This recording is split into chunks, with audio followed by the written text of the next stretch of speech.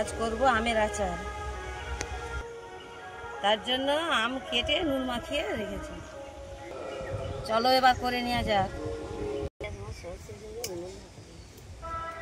আচার তৈরি করার জন্য লঙ্কা সরষে গুঁড়ো করে নিয়েছি, তারপর হলুদ গুঁড়ো, নুন নিয়ম।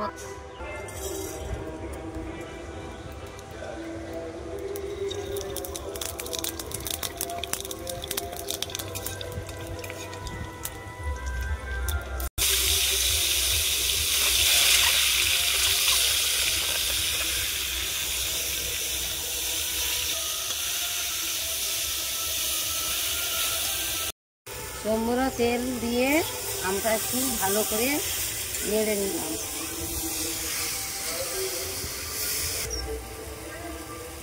এবার একে একে মশলাগুলো ওর মধ্যে দিয়ে দিলাম।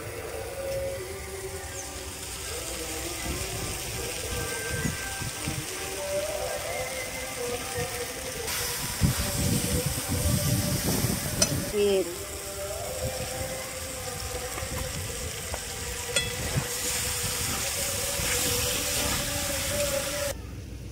আচার তৈরি হয়ে গেছে।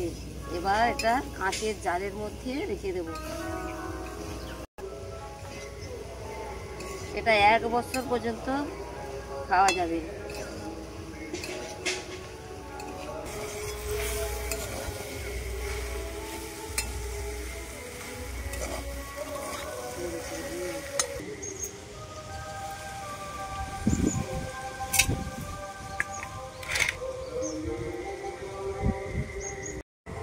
এটা বয়ামে, কাঁচের বয়ামের মধ্যে রেখে তেল ভাসিয়ে রাখতে হবে।